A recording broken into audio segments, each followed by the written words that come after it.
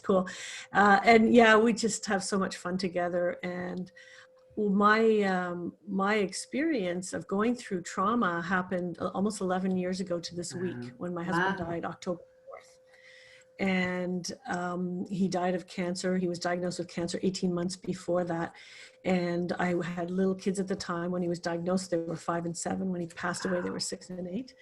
I know now, they're now 18 and 20. And I look at that time, and I look at kids that age now and go, I can't believe how young they were.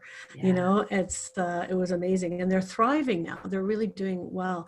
And I think it was a bit of a precursor for me. It was a time for me to help to awaken to a greater awareness, to greater possibilities in my life.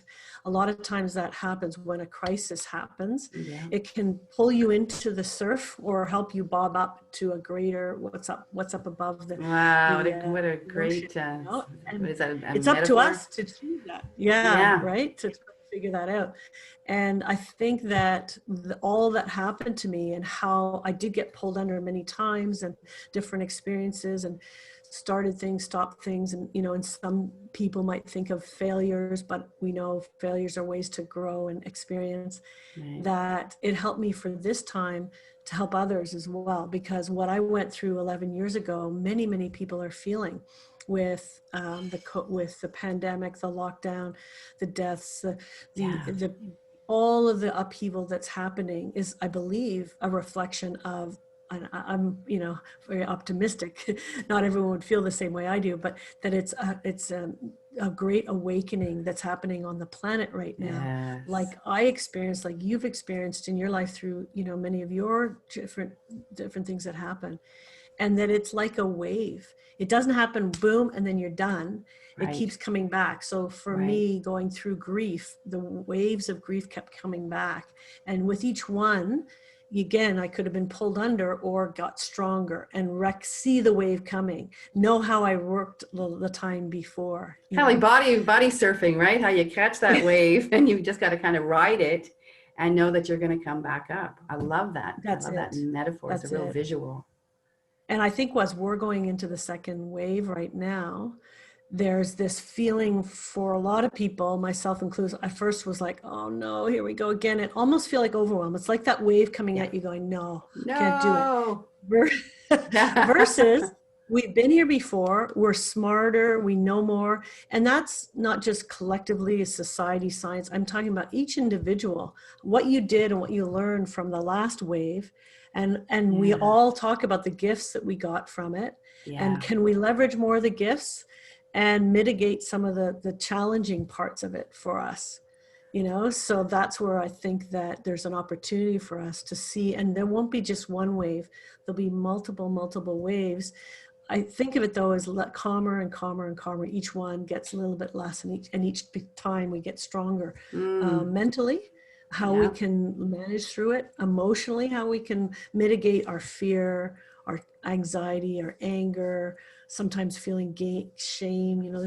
I heard something like, there's now a term called social distancing shaming. Oh, come on.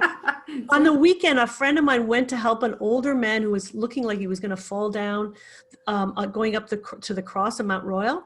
And she was there, and he was looking like he was going to fall. She went to help him, and a whole bunch of people said, you don't have a mask, you don't have a mask. Oh, wow. Social shaming. So he would have fallen down the mountain. Yeah. Is that better, people? Oh my God. Yeah. But we learn from all these things that we got to laugh at ourselves. We do. Don't take it too seriously. Yeah. That's taking it over the top though. My gosh, shaming people when they're trying to help. Yeah. So I really feel that experience for me helped me to be more resilient in this time. And then hopefully, I think anything that we go through, that we learn, we have an opportunity to share with everybody, with other people who are interested in learning and growing as well. I love that. So don't get sucked into the story. There's stories are there. They do define us. I think Brene Brown's got a wonderful quote about something about stories, that, stories are, but we don't have to let them control us. We can rewrite our stories with a new angle. We don't have to implode and just say, oh my God, this is too much. I love what you're talking about. And so we were talking a little bit before about, the fear to flow, and that people are picking up on a lot of fear. And it's like, oh boy, here we go again. What's this going to mean? Myself, I'm an officiant, and I have 4 weddings coming up in the next 3 weeks. And so I just spent the morning on the phone, between the government and then phoning all the brides and saying, okay, here's some of the options. You can get married tomorrow. It's like, what, tomorrow? I'm not ready for tomorrow. But, so we're looking at all these, like, how can we just go with the flow? And how can we not get too caught up with the fear? And, last week I talked a little bit about my own fear, that I was feeling some kind of anxiety, and I was feeling fear, and I was feeling almost like a sadness, and it was like all these waves, and I was like, okay, is it my crap, or am I picking it up from the ethers? Is it collective consciousness? Is it, but I did share that what I did come when I got out of it, and I said, okay, let's take a look at what's going on. I realized that I had forgotten about my own morning routines. And, that ground me. And, that's where happiness and joy come from. You've got to work at it. It's a daily thing where you show up for yourself, even if it's just for 5 or 10 minutes. And, so for me, it's journaling. For me, it's walking in nature. For me, it's going to the breath. Like, there's different things that I do, but I was kind of forgetting that. So I was getting out of alignment with myself and my truth. So I was picking up on what was going on. But we don't have to be the problem. We can be part of the solution.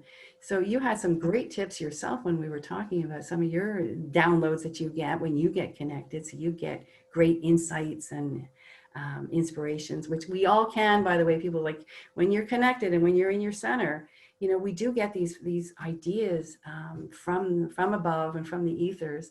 And they're designed to help us move forward on all of these levels. Absolutely. If I could step back for a second to explain how I got there, is that it really, the connection between the waves again, and anyone who's gone through a cancer journey or something like that can relate to it. You get the diagnosis, boom, it's like a wave that hits you.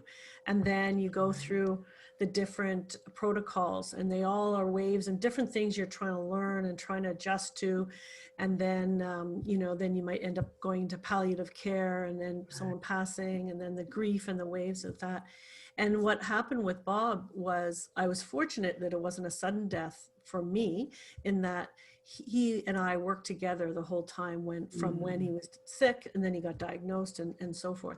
What we had happened to us each time, we would say, okay, we'd step back. We just got a diagnosis. First, we come out and we're just like, totally overwhelmed and sad and in just despair. And then we would quickly just help each other step back, and we would say, okay, how are we going to rally? That was our kind of thing we would say to each other. Meaning, how do we look at this differently? How do we act differently? How do we take this information and flip it? That was our thing together always. How do we rally? And each time, it got harder and harder. For a while, it was like going uphill as opposed to a wave, changing the metaphor a bit, but it's going hard. It's like, oh, really, how are we going to get over this one? And I remember the last one was when we came out of the hospital, and they said, there's nothing else we can do. And we just left, just totally dejected, going, we're on our own now. What are we going to do? And we came back, and we're okay, we got to rally again. Now this is then into a palliative, kind of transition. And how do we do that? How do we do it at home? So it was just that constant changing from, in that case, from surviving to transitioning and looking at that. I've got goosebumps. Like, talking about, constantly just really trying to flip it and re-look at it, flip at it, and happy in those moments, and his family.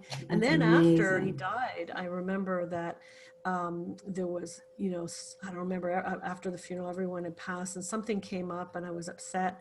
I was like, how am I going to rally now? I don't have you to rally, And that was when I really first connected with him and started doing the channeling, as you were talking about earlier. Is that I heard it, his voice in my head saying, but I am here. I'm going to be here for you.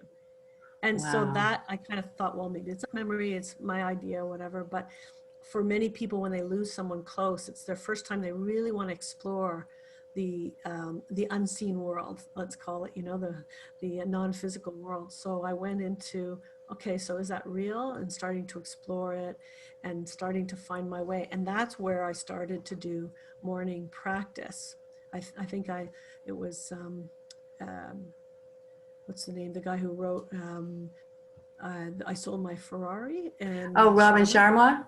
Marvin Sharma, Yeah, he Robin did the Sharma. 5 a.m. club, which Right, was that's you get right. up early, you do like inspirational stuff, you do mindfulness, you do some exercise. So I did my own Yeah, kind of version of that through my grief and finding ways to connect to spirit. And for me, I think everybody has their own practice, but for me, right. it was writing, automatic writing, where you just write without editing, ask questions. It's not like journaling in the way of, I was journaling a lot, what happened to me and all the experiences that were happening, because my awareness was actually really expanding. And Mm. I was, and seeing, when that happens, you see synchronicities, you're starting to notice things. And if you're open to them, they keep coming, and then you start Wow. to get inspired by it, right? So that's where I started being able to connect with him and then talk to him. And I had the help of our friend who's also a channeler to help me see if I was on the right track or not, and to help me find out which was the right way for me as well. That's And that incredible. was, Like, yeah, would you have considered yourself a really positive person before that? Or did all of yes, this, yes. okay, so you always had a very positive mindset. So Yes, that that, helped me a lot. Yeah, I did okay. have a very positive mindset, always looking for the glass half full, and luckily Bob was as well. But I Yeah. think we can choose that too, as Yeah, we yeah. I go. want to tap into that a little bit because some people say, "Oh, well, I just imploded and I can't see the good in it because there is no good." So, yeah, how do we get some people to say, but you're always at choice. So Yes. why are Yeah. you choosing that when you could choose that? Yeah. Well, Right? and I see a lot of people who, grieve differently than I did. And I actually was in experiences in grieving groups where they were, and I Mm, didn't feel like it was felt very heavy and very victim oriented. I right. don't mean that was consciously doing that, but why me, and this, my life will never be the same, and all this. And I was like, I really felt that there's a purpose in everything. And Viktor Frankl's Wow. Man's Search for Meaning book really taught me that there's, Yeah. if he could find meaning in a concentration camp, and his wife was in another one, he never knew if he was going to see her again, I could find Wow. meaning in this. and Yeah. and he said that the most resilient people are the ones who find meaning in their struggle. So I'm saying all this now because people, so much of the world is going through this right now, what I've Yeah. gone through. Yeah. And I don't think we can escape life without that.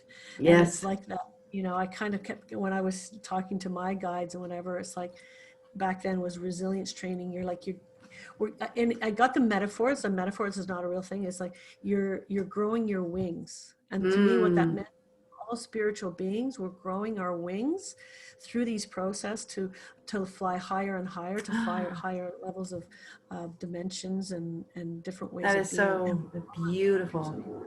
It makes me think of, sometimes we'll look at a tree and on the very top of the tree, we'll see this massive crow. And it comes and mm-hmm. it sits right on the top, say, of a pine tree. And we'll look up Yeah. and go, how is this massive bird sitting, on this branch? And then, so then the question Exactly. is the bird not afraid that the branch will break? And it's like, no, Mhm. because the bird knows that his wings will fly, Yeah, right? exactly. So it's like, Trust that. trust that your wings will help you fly. So tapping into your wings and knowing that all of this is building resilience. I love Yes. all of what you're saying, Leanne. Yeah, Thank it's you. so true, and you're so positive. Just such an inspiration. Well, So, thank you. And I think that coming back to the daily practice, because we were talking about how when we fall out of it, yeah, even for a week or whatever, we notice a difference. And so I hear a lot of times from people that they don't have time, yeah, and so yeah, a little amount of time yeah. that you start with, even if it's 5 minutes, and it's really best at the beginning of the day. If you wake up 5 minutes earlier, like Robin Sharma talked about, Mm. and that way it sets you for the whole day, but it actually gives you more time. And why that is because it calms you down. You're not as nervous, you're not spinning, you're more focused. It allows more inspiration. So I often, almost every day, try to ask for inspiration for the day. What should I focus on? So instead of doing 10 things all over the place, I get clarity. Okay, this is what you can work on that's going to have the biggest impact. So can you imagine every day, if you had more clarity like that, how much more time you'd actually have, because you're focused on the right things for yourself. Yeah, talk about a great beginning. Yeah, Yeah. something that I've been doing for a number of years now. In the morning when I wake up, my first thought is thank you. And then I just, like, I bring in the breath from, from the ethers, from the universe, from God. And I feel this breath going through me, and I feel it tickling all my cells. And I see my cells kind of waking up and giggling. Like, what a great way to start the day. I mean, seriously. That's So if you don't get fantastic. joy from that alone, right? So yeah, it fills you up. Now your cup is full. So instead of like hitting snooze, and then, you bounce out of bed because now you're late, and you stub your toe, and you jump in the shower, and the coffee's not ready, and you're cursing and swearing, and you fly out of the house. I used to be that girl. Flying out of the house with my coat wide open in the middle of winter because I'm in a full sweat. It's like, what a crazy way to start the day. You're starting the day off in a deficit. So why Absolutely. not start it off with your bank full of joy and energy, waking up just even 10 minutes earlier, just to go to the breath for 2 to 5 minutes. Big, huge difference. It's so true. Yeah, and it is so important that is a deficit. So you think about, you're trying to catch up the whole rest of the day versus starting more full and more relaxed, and it giving you more time, and finding your own way to do it. Trying different things. There's gratitude, there's inspirational things that you can listen to, read, music, exercise, anything, getting into nature, like I do the automatic writing, prayer. There's so many different things. There's so many practices. If we just try 1 or 2 or 3 and see what kind of resonates with us. And then when we do it, the discipline is to do it for a few days, even though you don't want to. And then you start to feel the reward. Once you feel the reward, it will get you back up in the morning over and over and over. It really will. It will, because your body will feel better, and you'll see the proof. The proof is in the experience of it. So you will see at the end of the day, like, oh, I got more done. Oh, I'm feeling better. Oh, I got some good ideas for dinner tonight. That's not going to drain me. Or I'm even happier to get in the kitchen and cook. Or, a big difference. Time is just a construct. So it either can spin us out of control because we're in monkey mind, or we can slow it down by just going to the breath and getting the clarity. And things do get done a hell of a lot simpler and faster than when we're spinning out of control. So what's next for Leanne? So you have your business side of you, which is wonderful in that. So I work on, a couple of different levels. One is with people in their careers. Like, I guess when we met first was you weren't sure exactly where you wanted to go next. You're at retirement. I always talked about refirement, retirement, that's right. Helping people figure out what's the next step, rather than, okay, I'm just closing up shop and that's it for the rest of my life. Because I knew I would work till the day I die, because that's just who I am. But I wanted out of corporate, but I didn't know where I was going. And being a multi-passionista, I loved so many things. So you were great at just setting me down a little bit and saying, okay, you can love all those things, but let's focus on one at a time. And I am very grateful to you. Yeah, exactly. Because again, if I'm spinning everywhere, I'm getting nothing done, right? So you were That's the awesome. hard thing that we do. And thank you. And I think that the idea of stopping work and just doing nothing is just such an old concept. It's not healthy for people anymore. And we realize that if we can work to the, maybe people hear what you said, working for the rest of my life, and they go, because they're thinking of where they are now. Yeah, well, not working at what you hate. Zooming every day or whatever they're doing. They're like, no, but doing what they love, that will in their life will help them be healthier. And I'm the exact same way. So I like helping people with trying to figure out what's that next step for them in terms of their career.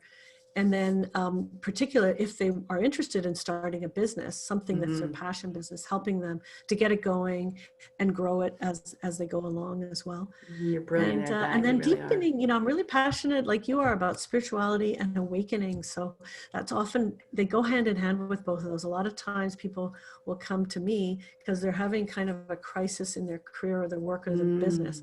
But it relates to their mindset. It relates to them expanding their awareness and seeing things differently. And so now I'm bringing some of that into companies and helping companies and employees with this kind of work, with mindset, and helping become more focused on what their real strengths are, what they're passionate, what brings purpose to them. Fabulous. Fabulous. And that's what's missing from the corporate world, right? Is that humanness, which is what you bring, is that humanness. And when an employee, a happy employee, I always said, is a very productive employee. Like I flew off tall buildings, and, I loved my job for many years, and then I didn't. And then Yes. I saw the difference. Yeah. I saw the huge difference, and I had my soul whispering to me, "Get Yeah. out." There's an alignment that comes with, and we can end up getting moved into different positions, having different bosses and different things happening, and a company gets bought and sold and everything Yeah, like that. yeah, And right now, through COVID and lockdowns and all the challenges that companies are yeah, really struggling with, and there's been so much spoken about leadership, and there's so much spoken about culture in organizations and engaging and talent acquisition and What is not spoken a lot about is self-leadership. And that's what yes, I'm passionate about. And it's that idea of personal transformation that we're doing in our own life, yeah, but recognizing the impact that can have on our teams, like the work team that we work with and the organization that we work with. So it's about having more of an evolutionary mindset, one that's awesome. open, that understands our limiting beliefs and so forth, and then recognizing where we're strong, not constantly working against the grain, but working more in alignment with what our passions Right, are. right. Our inherent, we all have inherent gifts and strengths. So let's play them up. Let's play to them. And so when And we, companies that know that and yeah, tailor their work to that, they're the ones that are on the forefront right now and yeah, recognizing. yeah, And so that, it's being careful to meet people where they are and not being too out there and all that. But you can really bring, as mindfulness trend has really opened the door for all of this in organizations. And there's all kinds of organizations, right? There's business organizations, there's teaching organizations, there's healthcare. So this is opening the door, and I think there's going to be a huge change, evolution over the next 10 years awesome. about bringing the stuff that you and I and many of the people who are listening, the work that we do, but bringing it into more of these organizations. We had to do it first on ourselves, right? Yes, Into our exactly. Yeah, coaching clients. But yeah, now it's time to do it en masse. And yeah, the time of awakening is now, and it's yeah. really exciting. But we have to get through these waves, right? Okay, Exactly, exactly. here Yeah, we go. yeah, I another got my COVID snorkel wave. on. I'm ready to go. So let's finish up. This has been great, Leanne. I could talk to you for hours. We talked about this. Likewise. Let's finish with the fear to flow, which was our Yeah. Do you want me subject. to just give a little tip? And An idea? yes, you got that beautiful download, which I think everybody really needs to hear, and then we'll close her up. All right, so it's just really easy if we look at anything that comes to us, like any wave, no matter what it is. And I just can use my finger, start with my first one is to pause. So you kind of think of like a T, have a T, I'm going to pause for a moment, Ah. step back, rather than just jumping in and getting crazy. Yeah, So we take a pause first, okay? And then we are then more in awareness, what's happening, and I like the ring finger because it's kind of our connection to other people, our relationships. It's so be in awareness with ourselves, be in awareness of others and what's happening around us, just noticing in that mindful, detached, observing state. Then the next one is intention. Is your intention this, the world? What Good is your finger. intention?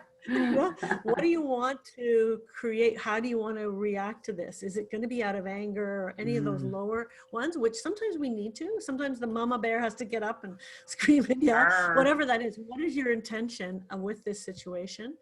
And then to look at what action, as a result of your intention, what action or inaction, to kind of move you forward in life, what action or inaction do you want? So let's say, no, I need to actually pull myself away. There's this toxic relationship. I need to pull myself away. It's kind of an action, but almost inaction. And then the last one is really to see the reaction. What happened when you pulled yourself away or you were inspired to do something? And it was, was it a thumbs up or was it thumbs down? And Very start good the with the process fingers. again, I love that. And then go Yeah, back to so the pause. it's pause, awareness, intention, action or inaction, and then reaction. And that, just kind of, if you can think about that when you're in something that's coming at you like a wave, you can have a choice. You're more in a choice place of how to act differently than wave, boom, in there and acting. And then you come out afterwards with, ooh, didn't work so well. Yeah, the big thumbs down.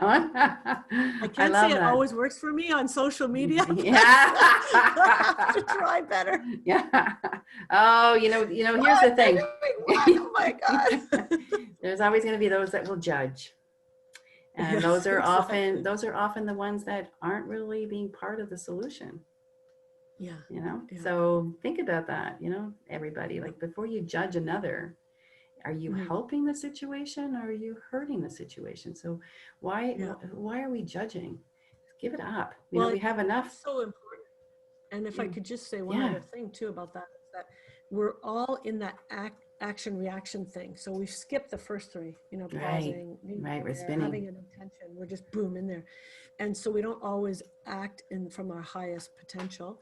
And I'm, you know, 100% there myself. And then if we can change that a little bit, and what I realize is we just get into that reaction and we just get polarized, right? And if instead we can look at what's underneath that action reaction, it's usually some sort of fear. Yeah. You know, so let's say, for example, with COVID, a lot of people were fear about the disease. For me, I was fear about control and, you know, government you taking away control. So they're both fear.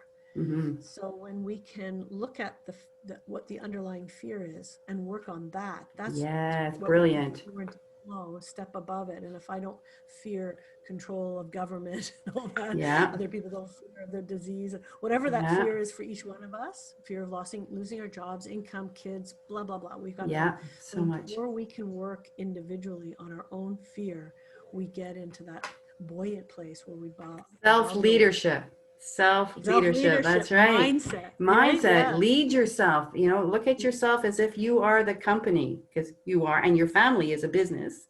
They are, you know, so how are you running things? Are you running from fear, or are you running it from a place of higher consciousness? Brilliant. Thank you. And all the 5 fingers, I'm going to remember that today, especially the intention. Go and set your intention.